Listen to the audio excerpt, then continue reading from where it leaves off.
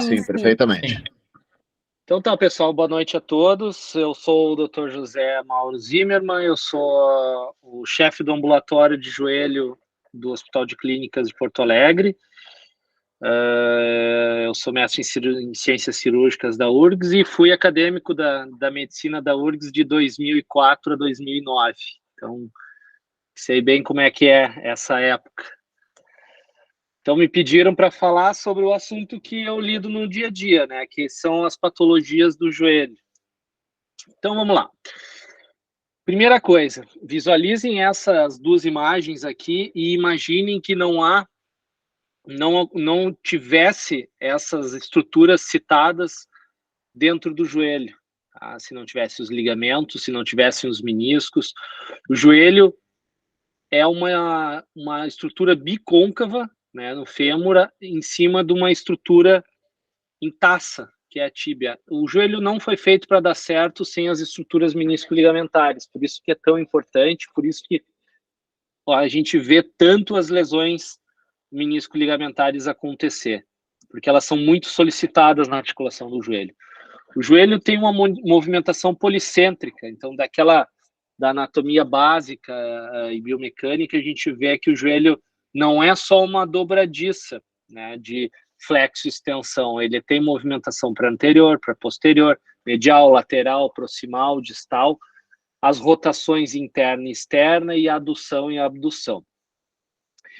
E esse é o movimento, aí vocês vão visualizar no vídeo, em que o joelho, além de não ser uma flexo-extensão apenas, os primeiros 20 graus de flexão do joelho ocorre um movimento de rolamento. Então, pelo fato do raio da curvatura do côndilo maior ser maior do que do côndilo medial, isso vai determinar uma rotação interna da tíbia sobre o fêmur durante a flexão. Então, esse movimento inicial, que é um rolamento, e depois começa a flexo-extensão.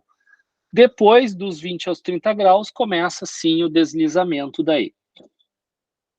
Então, a flexo-extensão com o quadril fletido, que é o exame do paciente deitado, por exemplo, a gente vai ter em torno de 140 graus de flexão. Com o quadril estendido, em torno de 120 graus. E a flexão passiva, que é como se tu estivesse fazendo um agachamento, é de até 160 graus. As rotações interna de 30 graus e externa de 40 graus. Passando um pouco, então, da biomecânica, a gente já começa a conversar sobre como avaliar um paciente com patologia do joelho. Então, bem básico, anamnese, exame físico, exames complementares, tá? Então, anamnese, perfil do paciente, então, idade, sexo, profissão, atividade física, o lado dominante, isso é muito importante, perfil da patologia, a cronologia dessa lesão é muito importante, condições associadas, né? Então, com os reumatismos, né, na artrite reumatoide, gota, cirurgias prévias que o paciente já teve. A idade nos leva já a alguns diagnósticos. Então, o paciente com dor no joelho, criança, a gente não vai pensar em artrose. Paciente idoso com dor no joelho, a gente não vai pensar em doença de Osgood-Schlatter. Né? Paciente adulto, a gente pensa em condromalácia patelar, nas lesões menisco-ligamentares, na artrite reumatoide também, nas bursites. Então, dependendo da idade, a gente vai correr para alguns diagnósticos. A dor também, ela é característica de um ponto no joelho. Então, a dor anterior não vai ser um cisto poplíteo. A dor lateral, a gente já pensa mais no menisco lateral, nas lesões do ligamento colateral lateral, na tendinite da banda iliotibial, e assim por diante. Então, por isso que é muito importante tu caracterizar o local de dor desse paciente, né, se o paciente tem dor, né?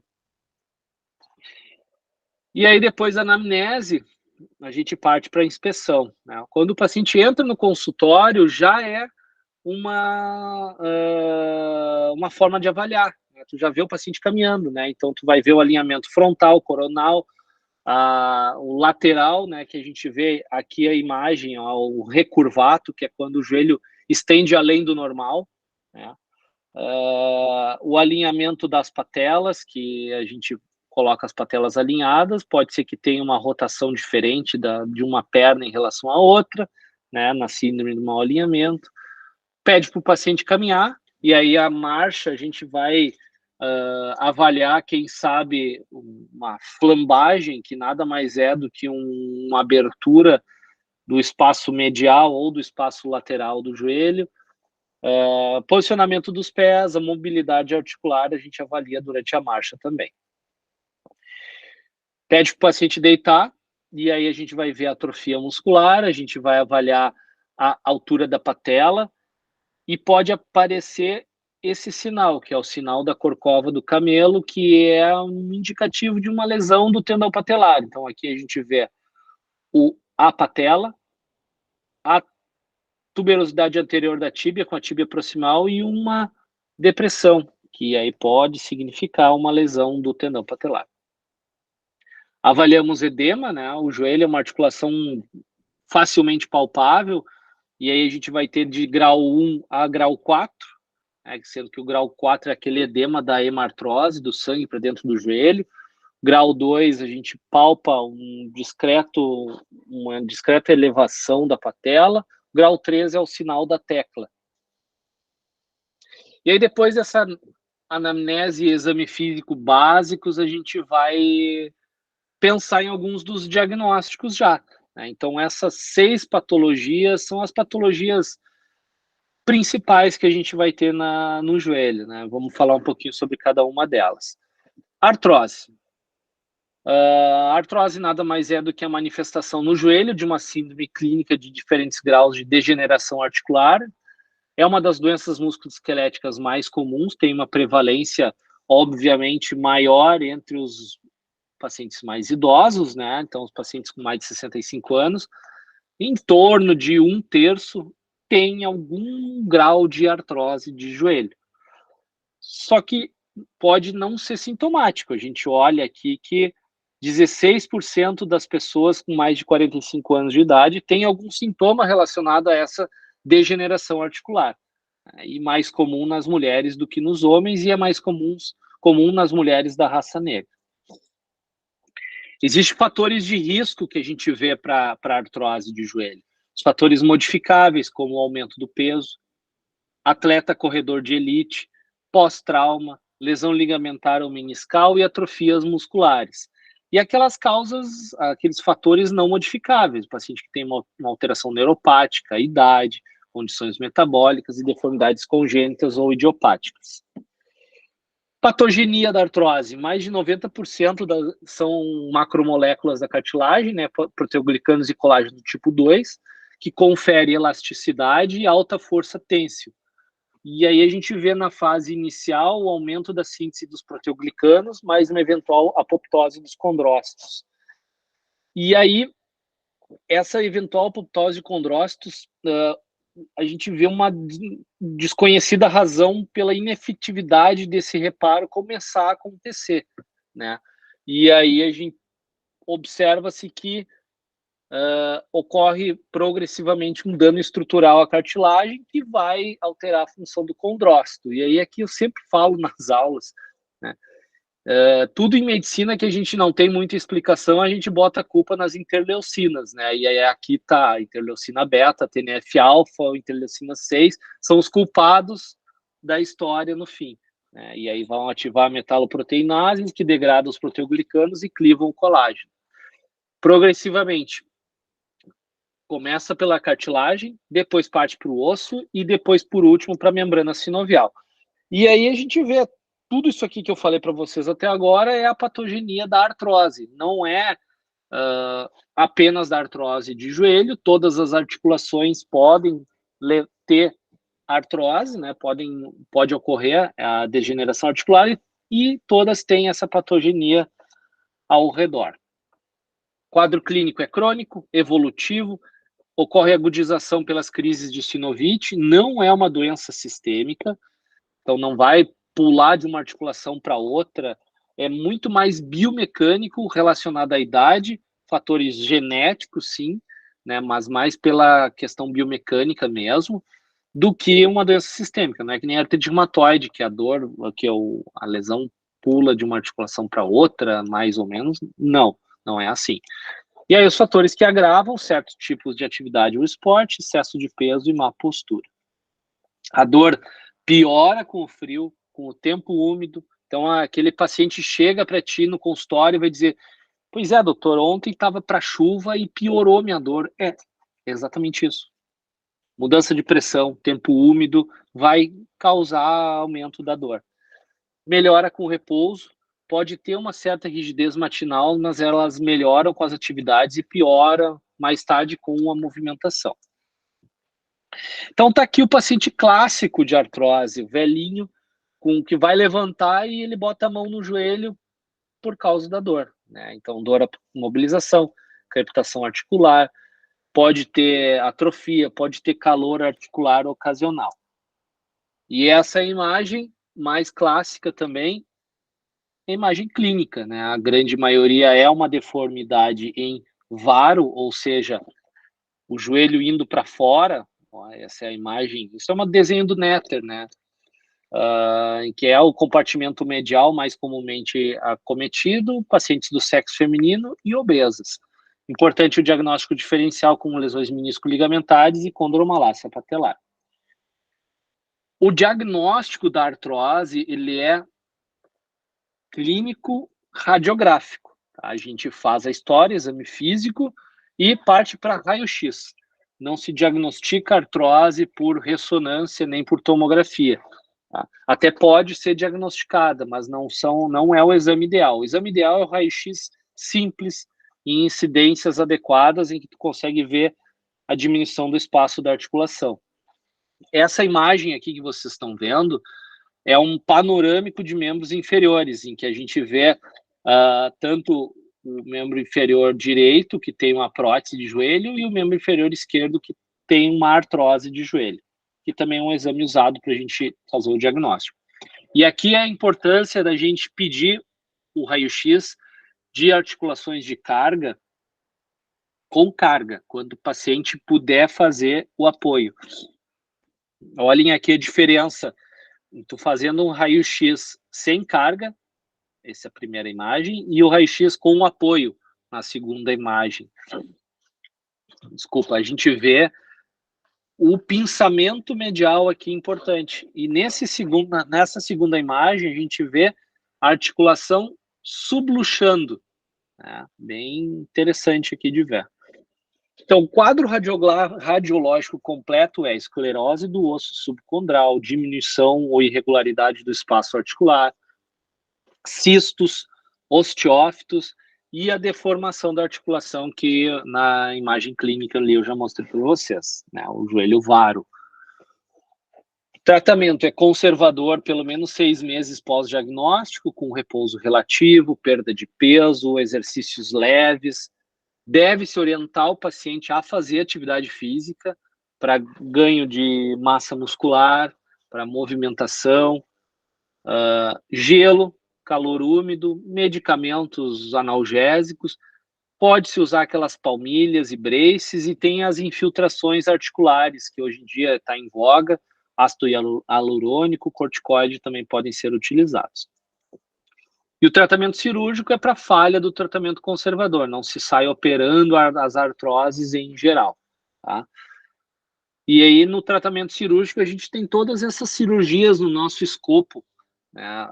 Mas hoje em dia, cada vez mais, a gente ou trata conservador e vai até a última no conservador e depois parte por uma artroplastia, por uma prótese. Né? Então, essa é a imagem aqui de um exemplo, só para mostrar para vocês o que é uma prótese de joelho.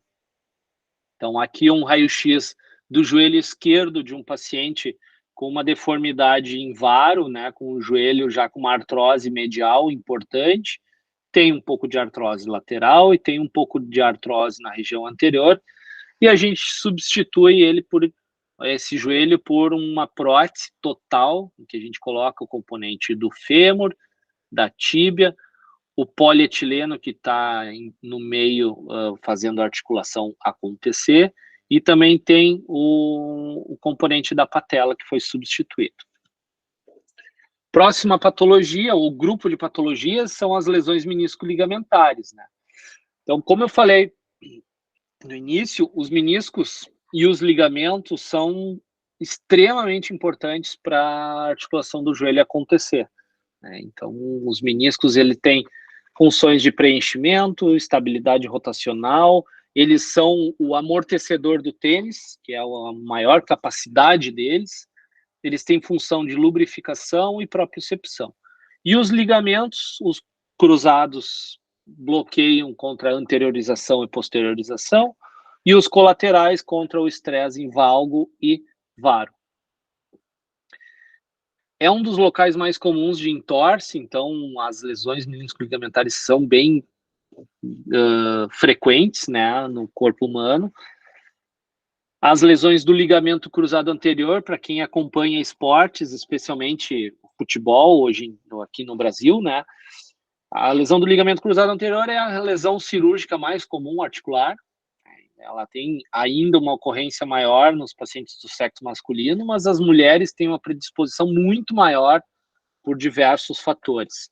As lesões meniscais são mais comuns no adulto jovem do sexo masculino, e as lesões são mais comuns no menisco medial. Essa imagem aqui é uma demonstração da crescente quantidade de lesões ligamentares no joelho que ocorreram na primeira divisão do futebol inglês. E isso demonstra a intensa exigência maior, mais dinheiro envolvido nos esportes de alta performance, e aí os pacientes, atletas, eles são levados ao seu limite maior e aí vão se lesionar mais também. Então, aqui é o exemplo mais comum, da forma mais comum de machucar o joelho, de lesão de joelho, e aí a lesão do ligamento cruzado anterior. Então, pé fixo no chão, joelho semifletido, ocorre um valgo e uma rotação interna do fêmur sobre a tíbia, e aí pode lesionar tanto o colateral medial, o ligamento cruzado anterior e o menisco medial mais comumente, tá? Vocês viram semana passada, eu acho, né, quem acompanha futebol, o Neymar fez exatamente esse movimento e lesionou o ligamento cruzado anterior com o menisco também. Existem outros mecanismos de lesão, abdução, flexão, rotação externa, a hiperextensão, que é algo muito importante. A gente tem que avaliar com cuidado a hiperextensão, porque pode, dependendo do grau de hiperextensão que acontecer, uma lesão de cápsula posterior e artéria poplítea, né? O paciente pode perder o membro se não for atendido de forma urgente. Existem os deslocamentos anteroposteriores e a força rotacional com o joelho semifletido realizando extensão, que é a lesão de menisco. Então vamos lá. História. Agora vamos começar com um exame físico. Edema. Primeira coisa que tu vai visualizar num joelho, e tu vai avaliar num joelho que levou um entorse, é o edema. Se é aquele edema que o paciente vai te relatar que em 2 horas já estava bem tenso, e tu palpa ali aquele joelho, parece uma bola dura, é sinal de sangue para dentro do joelho, tá? Sinal de hemartrose. E aí, sangue para dentro do joelho, a gente vai ter uns 5 diagnósticos mais comuns: as lesões dos ligamentos cruzado anterior e posterior, fraturas, lesão das porções vasculares dos meniscos, lesão da cápsula articular ou luxação de patela. Então, isso a gente tem que ter em mente.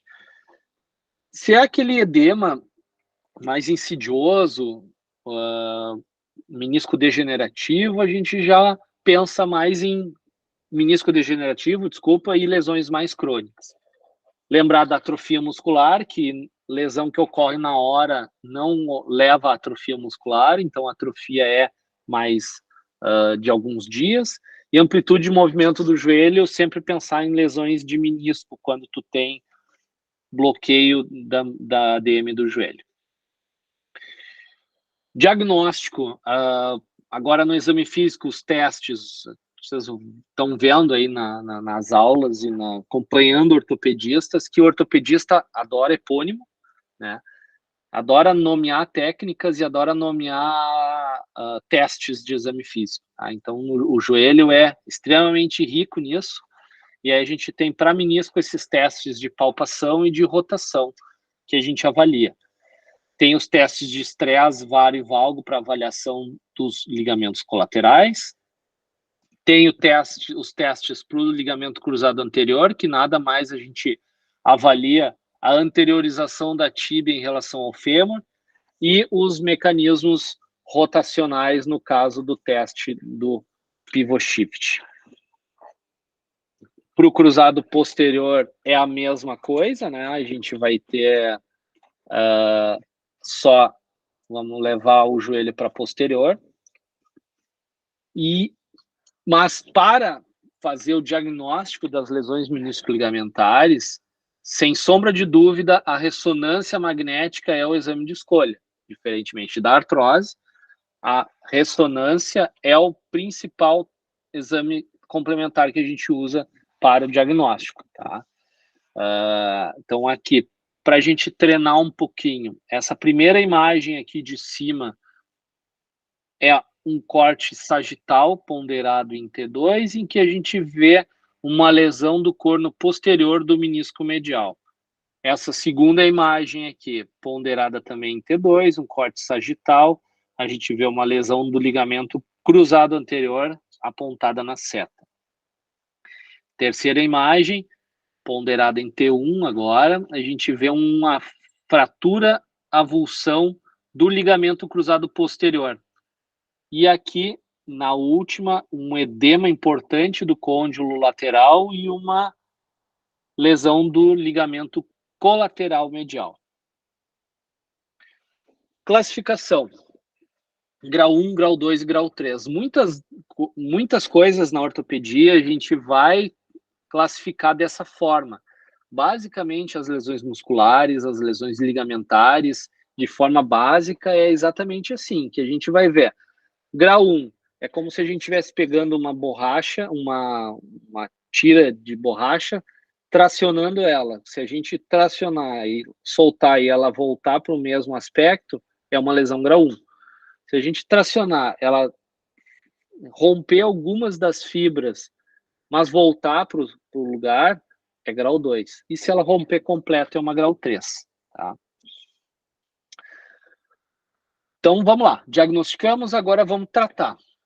Na emergência, no quadro agudo, a gente sempre vai fazer alguma forma de esfriar o processo. Tá? Raio-X sempre que possível, né? Sempre que a gente tiver em mão, é bom fazer um exame radiográfico para excluir lesões, excluir fraturas. E parte para o protocolo policy, que a gente vai fazer proteção, apoio conforme a reabilitação, gelo, compressão e elevação. Analgesia, anti-inflamatório e encaminhar para avaliação e tratamento definitivo. E aí, depois no tratamento definitivo, vai cair no colo do ortopedista para definir se vai precisar fazer algum tipo de tratamento cirúrgico ou não. As lesões de menisco são basicamente de tratamento mais para cirúrgico do que para conservador. Existem essas 3 indicações aqui, que são as indicações clássicas, mas tem algumas outras mais do dia a dia que a gente vê. Mas bloqueio articular, falha do tratamento conservador, associação com lesão ligamentar cirúrgica, é tratamento cirúrgico.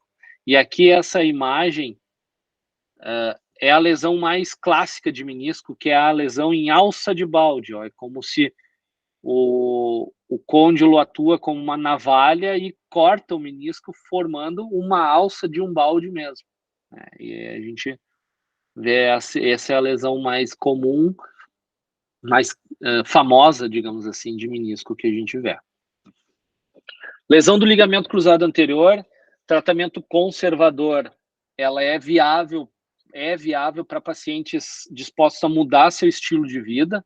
Então, paciente de 40, 30 anos, que quer continuar praticando o seu esporte, a gente vai ter que operar, não tem o que fazer. Mas o paciente que quer mudar estilo de vida, quer se manter ativo, mas com exercícios de menor intensidade, com uma reabilitação agressiva e aconselhamento, não tem problema nenhum. Dá para tratar conservador, tá? Mas para paciente que quer continuar praticando movimento rotacional no joelho, tem que operar. Lesões do ligamento cruzado posterior daí, então uma grande maioria é de tratamento conservador quando isolado. Critérios para tratamento cirúrgico é nas avulsões agudas do cruzado posterior, nas lesões isoladas com instabilidade crônica grande e nas lesões associadas com outras lesões de ligamento. Nas lesões dos colaterais isoladas, também, grau 1, grau 2 é tratamento conservador, e na grau 3 a gente avalia caso a caso para pensar em algum tipo de tratamento cirúrgico. Próxima patologia, a condromalácia patelar, é muito comum no consultório, né? A gente vê bastante os pacientes se queixando dessa patologia, nada mais é do que cartilagem malácia é um amolecimento, é causa muito comum de dor anterior no joelho, a dor parece ser o resultado da desorganização das fibras da zona intermediária do colágeno, levando a placa óssea a variações de pressão, tá? São alterações dependentes da idade, não progressivas em princípio, e não evoluem para avançada perda de cartilagem. Isso é a coisa clássica, mas a gente vê na prática que é um diagnóstico sobreposto de condromalácia com lesão condral mesmo, e aí a gente vê que aparece junto também. Então, existem 3 estágios para lesão de cartilagem. É a fasciculação estágio 1, o blister, que são aquelas bolhas, e aí já tem a fasciculação estágio 2, que é a famosa carne de caranguejo, que a gente vê na imagem nas artroscopias. Classificação.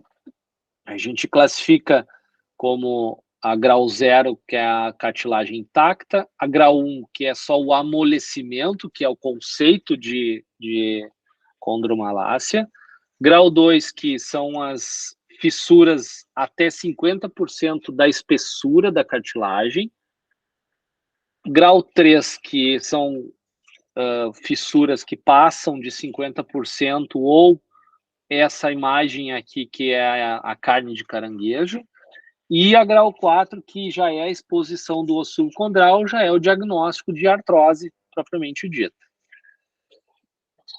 Quadro clínico. Então, o paciente chega para ti no consultório e ele fala: doutor, eu tô aqui, mas não é bem uma dor que eu tenho um desconforto no joelho.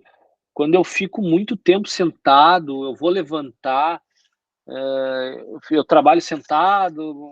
Então, é mais ou menos assim a queixa, tá? Não é uma dor específica, não é incapacitante, mas é uma dor que incomoda muitas vezes, tá? E aí tu vai ver lá, o paciente tem crepitação, tem dor maior ao descer as escadas, pode ter edema ou não, e aí o sinal do filme, o teatro, é esse sinal que denota essa inquietude enquanto o paciente está sentado. Teste de Rabot, que é a compressão da patela contra o fêmur, e o teste de Zolen-Clarke, que é um teste, os 2 testes são inespecíficos, mas a gente, às vezes, consegue mimetizar até para o próprio paciente, mostrar para ele a dor que ele sente, né? O teste de Zolen nada mais é do que tu empurrar a patela do paciente para distal e pedir para ele contrair o quadríceps. E aí vai fazer um atrito agudo da articulação fêmuro-patelar. Tratamento eminentemente conservador. A gente faz fortalecimento de quadríceps, especialmente o vasto medial oblíquo, exercícios isométricos, alongamentos, evita agachamento, evita treinos em terrenos irregulares, libera o paciente para fazer uma amplitude permitida de exercícios no joelho de até 90 graus. orienta a evitar subir e descer escadas e evitar movimentos que sinta dor. Tá? Essa é a base do tratamento. Cirurgia, medicamentos, todos eles são paliativos, tá? A condroproteção para condromalácia é bem controversa. Eu uso, dependendo da situação, nos pacientes com falha de outras medidas, nos pacientes em que já tem uma lesão mais profunda, eu uso como uma forma de fazer uma tentativa, mas não tem nada muito comprovado para pacientes com condromalácia. As infiltrações também têm o seu papel mais para melhora de dor, né? Mas a gente tem que ver caso a caso. Tratamento cirúrgico é raro, tá bem colocado aí, é raro, mas a gente, aí se vai pensar em tratamento cirúrgico, é avaliar a lesão do mecanismo que faz a extensão do joelho e avaliar a lesão de cartilagem também e tratar ela, dependendo de cada caso, fazer o que precisa ser feito. Instabilidade femoropatelar, essa é outra patologia muito comum, né?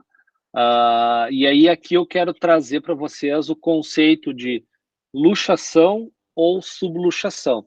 É muito comum a gente ouvir como dos pacientes em geral, enquanto a gente é leigo, que foi só uma luxação, por exemplo, num trauma ao nível de qualquer articulação. Tomem cuidado. Luxação é uma das poucas urgências em ortopedia. Tá? Uma articulação luxada em 48 horas, 24, 48 horas, ela já começa a ter degeneração articular. Então, uma articulação fora do lugar precisa ser colocada no lugar de forma urgente. Tá? Então, a subluxação é o deslocamento parcial e a luxação é o deslocamento completo da patela em relação ao fêmur. Tá? É mais comum ocorrer dos 10 aos 17 anos de idade, mais comum é uma rotação parecida com aquele vídeo que eu já mostrei para vocês. Todos esses fatores aí que estão listados, eu não vou falar muito sobre eles para vocês, eles são fatores que podem levar à luxação de patela. Então, tem várias variáveis que a gente analisa para explicar o porquê que essa patela luxa, né? Então, a gente avalia caso a caso. Semiologicamente, falseio, sensação de instabilidade, hipermobilidade da patela, excursão anormal dela, crepitação e atrofia muscular. Esse é o único sinal que existe para a luxação, para a instabilidade femoropatelar, que nada mais é do que a gente colocar o paciente em flexão de 30 graus e mimetizar uma luxação, empurrar a patela como se fosse luxar, e aí o paciente vai se defender. Tá? Isso aí é um teste que a gente vê que o paciente já luxou a patela alguma vez. Exames complementares, a gente faz raio-x para avaliação, faz tomografia e ressonância, dependendo da situação, a gente parte para os exames mais apurados. Essa é a classificação, que na verdade não é uma classificação, é uma descrição das síndromes clínicas da instabilidade femoropatelar. O TONS e o LAX. O TONS nada mais é do que o paciente independente do sexo que teve um trauma agudo e luxou a patela. Para quem acompanha futebol americano, o Patrick Mahomes, há uns 3 anos, luxou a patela no jogo, ele não tinha nenhum fator de risco no princípio, ele reduziu e voltou até a jogar, né, rapidamente. E o LAX é o biotipo clássico da pessoa do sexo feminino, longilínea, magra, adolescente, que luxa quase que de forma atraumática, geralmente bilateral, né, e é do sexo feminino.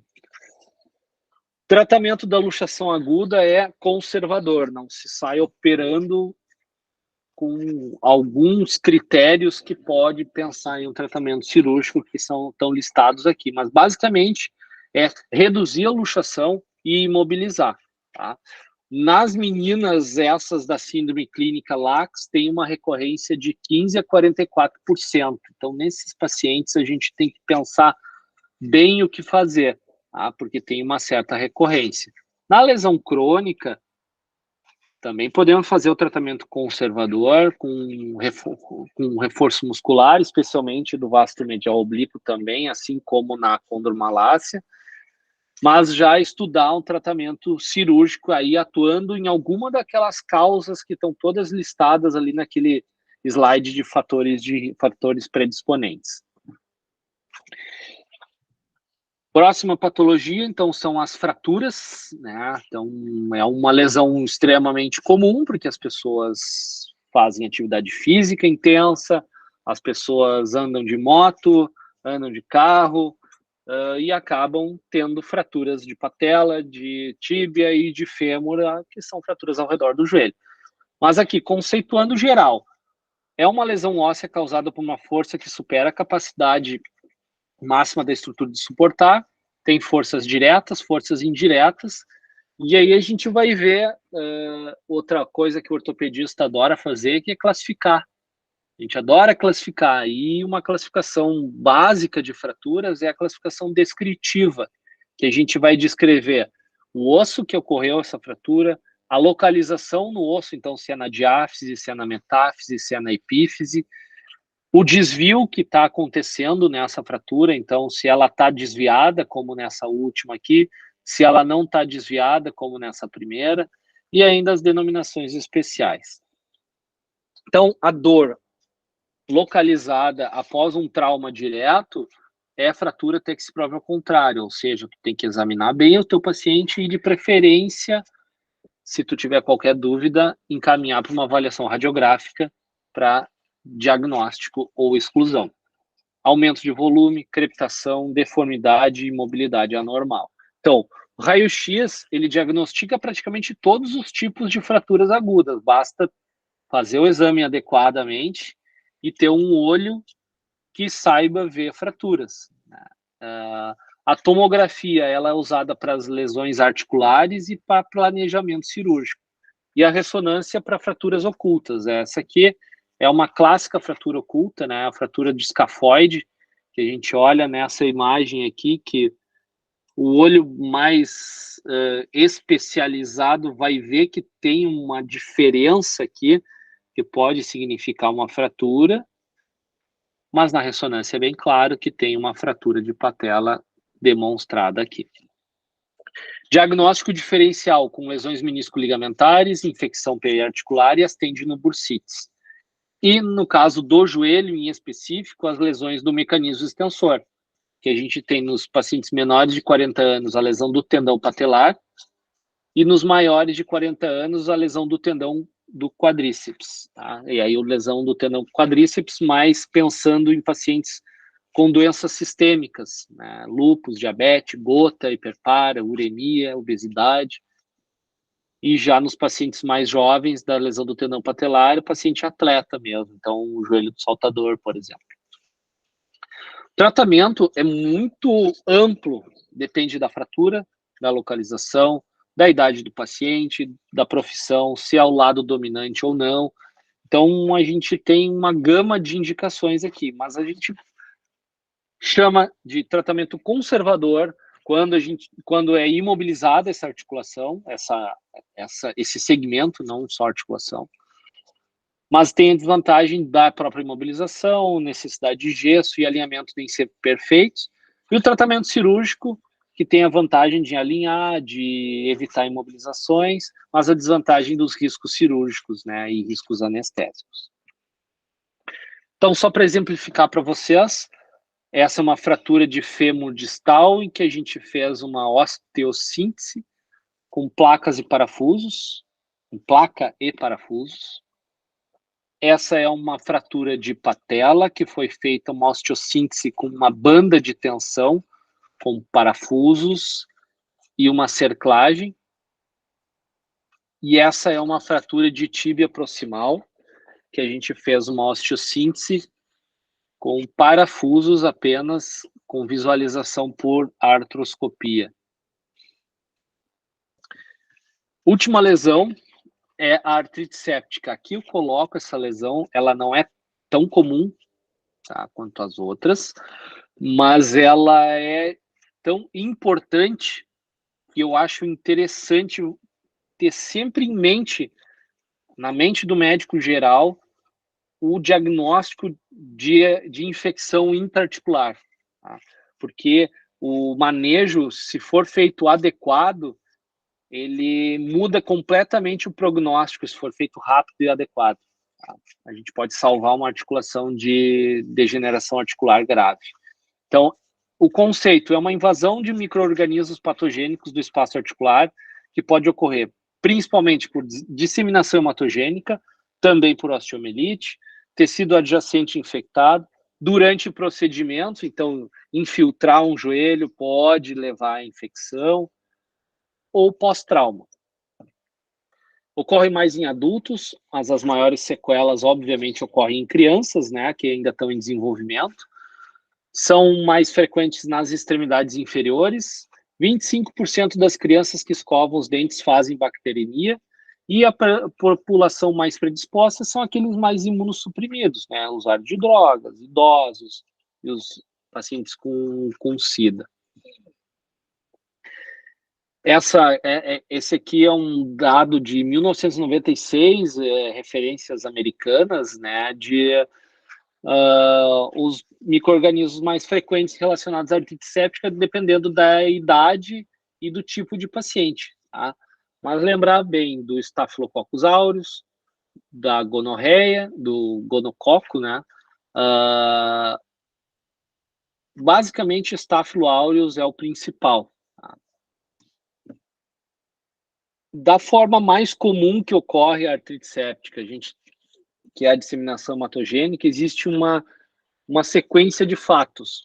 Basicamente, bacteremia, que ocorre, então, bactéria no sangue, que leva à invasão da junção cartilaginosa do espaço intravascular, que espalha para toda a membrana e líquido sinovial. Depois, infiltração sinovial de polimorfonucleares e depois de linfócitos. E aí, aquilo que eu falei para vocês. Se em 48 horas não é atuado, não se atue de alguma forma, não se trate essa articulação infectada de alguma forma, em 2 dias já começa a ter destruição articular, tá? Por condrólise química e uma sequência de fatores, tá? E a destruição completa da articulação, mais ou menos 4 semanas já tem. Então, semiologicamente, é semelhante à osteomielite aguda, dor intensa, progressiva, com limitação articular. A articulação fica em posição de defesa. No caso do joelho, mais comum é o joelho com uma flexão em torno de 20 a 30 graus.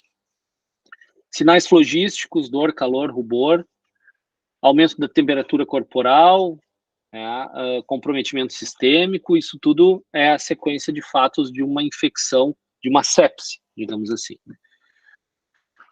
Exames laboratoriais. Então, o diagnóstico de artrite séptica é clínico laboratorial. A gente faz exame de imagem nas emergências para excluir causas traumáticas, mas o diagnóstico de artrite séptica é por exame físico, anamnese e exame laboratorial, que é o hemograma.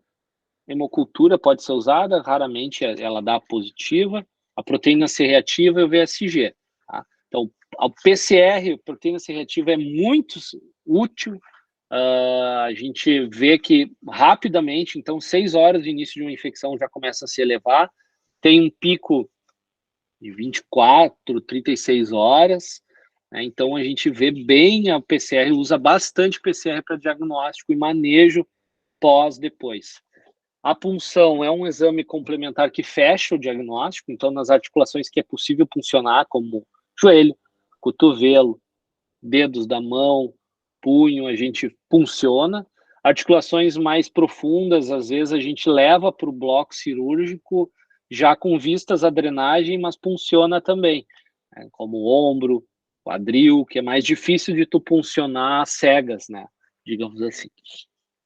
E aí tu vai encaminhar o exame para análise, né? Inclusive colocando exames que avaliam bactérias, mas pesquisa de cristais para avaliar gota, citológico diferencial ou algumas outras coisas, sendo que o diagnóstico é clínico laboratorial. Não quer dizer que se tu tiver um bacteriológico negativo, tu não tem artrite séptica, tu tem uma predisposição a não ter, né? Mas é tudo, a gente tem que avaliar juntos. E aí todos os fatores que levam a análise do líquido sinovial, esses que eu frisei aqui, especialmente a proteína e a glicose, tem uma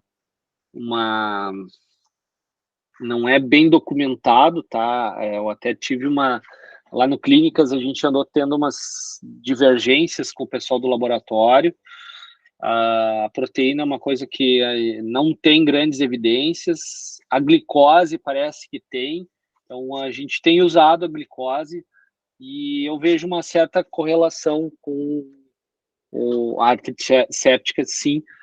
E o interessante, por exemplo, da glicose no líquido sinovial é que ela sai na hora. Em 1 hora eu já tenho PCR, glicose no líquido e o citológico diferencial, né? Coisa que o bacteriológico demora 2, 3 dias, né? Então, às vezes às vezes não dá para esperar. Se o diagnóstico funcionar veio pus na articulação, tem que atuar de forma mais aguda.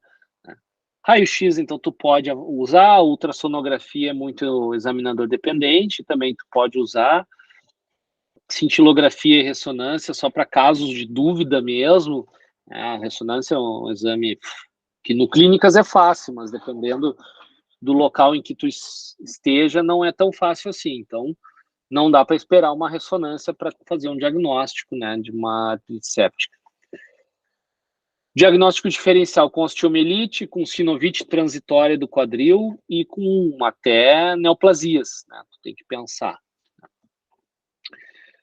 Tratamento é drenagem cirúrgica da articulação, de forma básica, né? Então tu tem que operar o paciente, urgente. Tem algumas articulações que são passíveis de punções repetitivas por até 48 horas, mas é bem controverso isso. Uso de antibiótico adequado, então punciona o paciente, enquanto o paciente está aguardando cirurgia, se vai demorar muito essa cirurgia, já começa o antibiótico, né? Mas se puder esperar a drenagem cirúrgica para fazer a coleta de material cirúrgico antes de iniciar o antibiótico, é melhor. E manter a articulação após em repouso relativo. Em geral, é 2 a 3 semanas EV, depois 2 a 3 semanas via oral, né, se o germe for permitido, né, a grande maioria das vezes é estáfilo da comunidade, né, da artrite séptica, então é sensível à oxacilina, aos beta-lactâmicos em geral. Cuidar a resposta pela proteína C reativa, cuidar efeitos colaterais das drogas e, após resolver a infecção, reabilita essa articulação. E é isso, pessoal. É um compêndio básico de patologias do joelho, né? Essa aula eu uso também, eu tenho dado ela na graduação, no 7º semestre, eu acho. Acho que ela dá uma visão geral do que é a patologia do joelho. E espero que tenha estimulado alguém a ir atrás mais do joelho. O joelho é uma articulação bem interessante. E fico à disposição de vocês. Professor, Oi. Vou começar eu inaugurando as perguntas, porque é um assunto que me interessa, é uma área que, antes de eu me apaixonar por ombro, era a minha área de interesse. Uhum. E aí, eu sou fisioterapeuta de formação, com especialista em ortopedia também. E uma coisa que eu sempre perguntei, porque é uma vinda da prática clínica do dia a dia, e que o senhor comentou agora durante a sua apresentação. Por que normalmente se indica a restrição de movimento para ângulo de 90 graus em condromalácia patelar. Porque eu nunca achei nada, eu já achei vários trabalhos novos, inclusive, demonstrando a sobrecarga nessa angulação. Inclusive, é isso que a gente usa como base. Sim. Mas vejo que muito vem do ortopedista com essa indicação. E aí eu nunca tive a oportunidade de perguntar para o ortopedista isso. Como é que é teu nome? André. André. Bom, assim, tu vai ver agora na faculdade, tu vai ver que o ortopedista, a gente tem uma certa dificuldade de ter tanta documentação científica das coisas, tá? Tu vai ver que muitas das coisas que a gente utiliza é da prática, né? Mas no caso da condromalácia patelar, já é bem comprovado que quando tu faz a flexão do joelho acima de 90 graus, tu aumenta bastante a pressão femoropatelar. Então, a gente observa nos pacientes que a gente pede para eles subirem escadas e descer escadas, que geralmente a descida das escadas causa mais dor, porque eles têm mais pressão femoropatelar também. Tá? Então, a gente restringe esses movimentos por causa disso. Tá? Então, no paciente com condromalácia patelar, parece até um contrassenso, né? Eu libero corrida e não libero o cara para fazer agachamento, por exemplo, né? Mas é por causa disso, é por causa dessa hiperpressão patelar, que isso é, sim, bem documentado, que tem, e as grandes orientações são com base nisso, né? Além de outras coisas, claro, né? Melhorar o vasto medial oblíquo, diminuir atividades que exijam valgismo do joelho, né? Isso também tá junto no bolo, na verdade. Não sei se eu te respondi ou só te enrolei. É que eu fui raciocinando no meio do caminho, assim. E fui raciocinando e trabalhando com o dia a dia, assim. Não, mas é muito disso, André.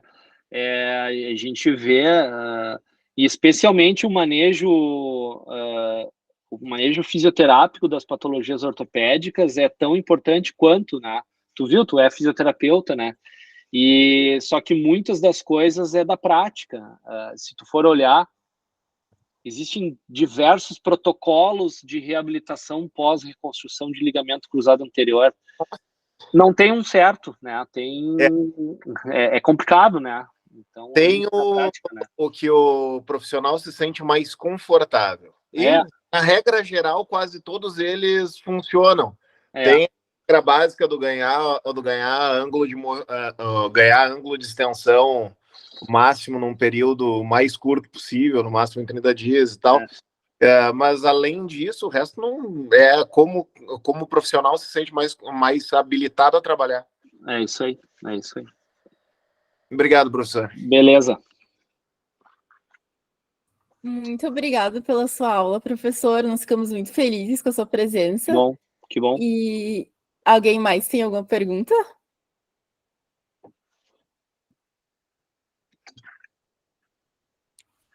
Acho que seria isso, então. Então tá joia. Obrigado. Eu fico à disposição de vocês. Os ambulatórios de joelho são todas as quartas-feiras na Zona 10. O bloco de cirurgia do joelho do SUS, do Clínicas, é às terças à tarde e quintas de manhã. Quem quiser conhecer, quem quiser se interessar de alguma forma pela cirurgia do joelho, eu estou sempre à disposição. Certo, pessoal? Certo. Então tá, uma boa noite. Tchau, tchau. Boa noite.